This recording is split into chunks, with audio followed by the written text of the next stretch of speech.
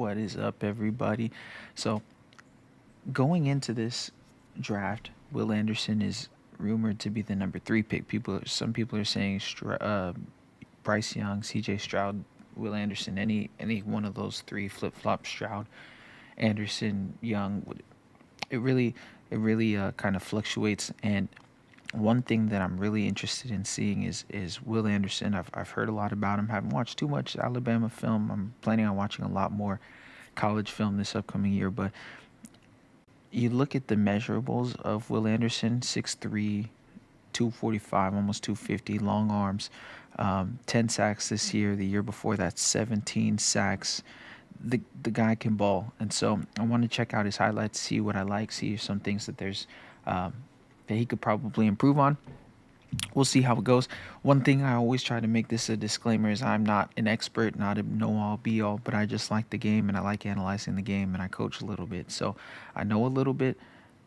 Obviously, I'm not at the level of Will Anderson or any of his coaches, but I think that every player has their strengths and every player has their weaknesses. And it's our job as coaches to analyze those strengths and those weaknesses and see them accordingly. Let's watch Will Anderson. Shout out to Just Bombs Productions. Those guys are fire. Always dropping really good content. So let's see. 6'4", 245. Sorry about that.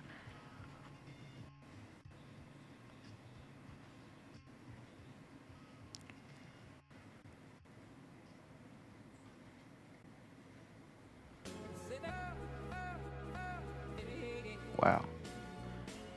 That's straight power. That's straight recognition. Now, who knows what Will Anderson's assignment was? It could have been quarterback, but it looked like he just went straight running back, and that's just pursuit speed right there from Will Anderson. I really enjoy that, watching that clip, because at the next level, there's going to be a lot of read options, especially with teams like Baltimore, especially with teams like Philadelphia. Um, all kinds of teams are using this Chicago. And so Will Anderson being able to get there, get home, and knock that running back free, it really disrupts whatever you want to do in terms of RPO at the next level if you got a defender who's that fast off the edge. Yeah, strong, strong, strong.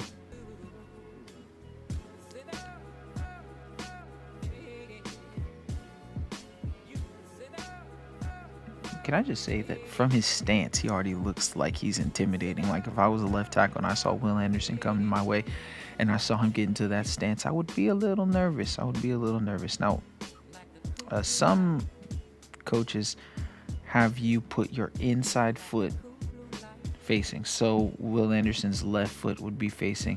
But in this particular formation, they like to put their right foot forward. So on both sides, I see that. And so I think it might have been like an obvious, maybe it was they knew it was a pass was coming, so they wanted Will Anderson to be comfortable in his stance as he was getting his get off. So I don't know the logic behind that, but I do know that I'm sure it's going to be effective.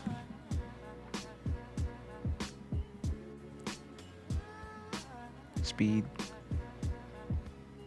Yeah, one thing that you can't really teach, especially at that level, is you can teach quick twitch and stuff like that, but just natural speed to get home, you can't really teach that. That's just guys who are just naturally athletic, and he is that. Yeah, he's last two plays he's been using his speed to get home. He lined up really wide. Great job bending. Yeah, that's next level bend right there. I don't know if you saw that, but he got low. That's really good bend, and a lot of coaches are looking for players that have bend. And you saw that there. Speed, bend. What having bend allows you to do is it allows you to line up wide nine. And what you can do from a wide nine, if you're able to bend, it doesn't work if you can't bend.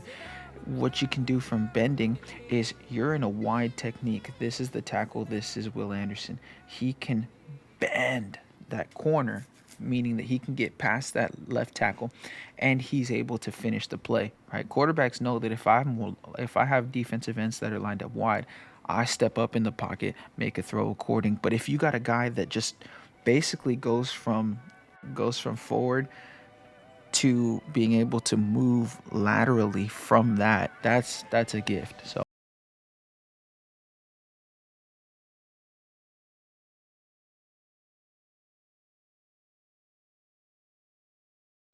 That looked like he was playing on the inside, just straight pursuit. One thing that coaches like to teach is when you're pursuing from behind, you take a straight line, not going wide, because if I'm taking a straight line, then whatever cutback lane that running back is looking for gets shut off by me. Now, if I go get through and I go around trying to chase from behind, he's just going to sneak back where I'm not. So that's a technique that you teach even at the high school level. Pursuit speed. This is one of those things they like to see you put your hand in the dirt. This is him with his hand in the dirt, straight across, boom. Forgive me if I'm wrong, but I think that's Bijan Robinson too. Stand up. Now, did you notice that? This rep, his left foot was inside. Maybe that was to signify that they could run the ball 3rd, 4th, and 1. I think we have this play that our defensive line coach calls "go get 'em," and so basically all bets are off. Just go for the quarterback. And I think on this particular play, he went back to his conventional, put the left foot forward so that you could have your left hand as leverage. So you put your left foot forward so that your the first step that you have is right, so that when you punch, you're with your second step, it's with your left hand that you punch, and that's what you want. You want one arm, long arm. And looks like he went back to his conventional stance. That's power and anticipation. There it is. Now, he didn't push him back too far, right? He did push him a little bit, but what a lot of D-line coaches like to do is teach their defensive linemen to push your guy into the lap of the quarterback.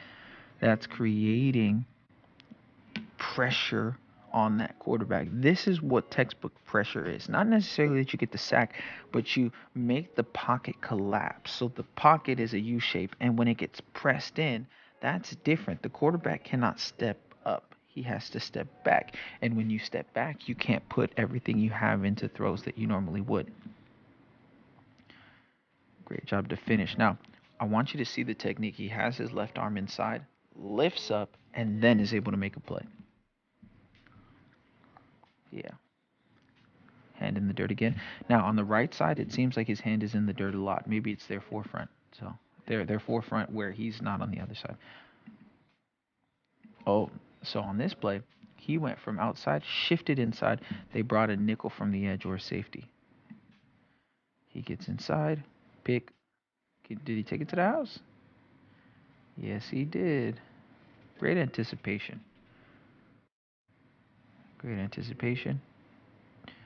I'm not going to say great ball skills, but good play.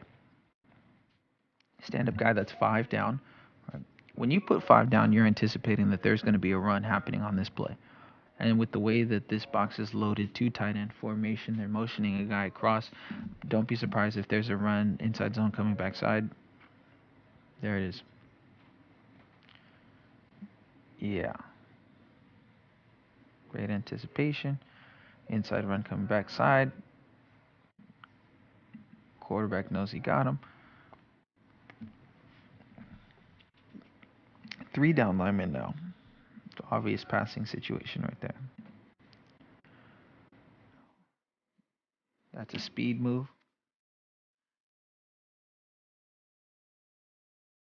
Not too much else to say. Really good speed move. Yeah. Hit the hands. One thing that I like to teach my offensive linemen is not necessarily to show your long arm too fast. Don't extend all the way out, because when I extend all the way out as an lineman, as the first thing that I do, not necessarily a punch, but fully extend my arms, when I do that, I leave myself open to his first move. And if you get beat by a counter move or a second move as an offensive lineman, there's time that's been stalled in between that. But if I get beat off the first, that's sack city right there. And he has really good first move. Playing in coverage, not bad. His job was playing kind of the flat. Did what he needed to. I like this play. The reason why I like this play is because it shows that Will Anderson can play in coverage. And shout out to Just Bombs Production, because they showed something that coaches would look for. The fact that he can play in coverage and he doesn't have to make the play, but he affects the play. Shout out to Just Bombs. That was a good play to put in there. That's a real coach's play to put in there. Hand in the dirt. Inside. He was playing 4-eye on that one. Oh, yeah. That's really good. That's really good. What I really like about that play is that they're either a tackle or a tight end. He was on the inside playing the 4-eye technique. And what he does is double teams are meant to they're meant to work together and close gaps. What Will Anderson does is uses a shoulder move to split them in half, get through, and have the pursuit speed to make it. And with the guy like Will Anderson, his pursuit speed is next level. So, yeah, good work.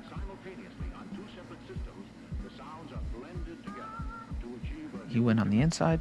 Boom. That was too easy. That was too easy. Come on now. Yeah. It was delayed, but it's too easy for a guy like that. Yeah. Awesome. Now, a couple of thoughts. What I loved about this highlight video is that it showed that Will Anderson is position versatile. He could play inside, he could play outside, he could play both sides.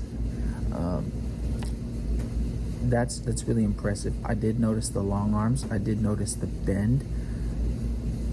I noticed all of those things. One thing that wasn't there that I've seen scouts write a little bit about is that Will Anderson doesn't necessarily have too much power. He's not a power play.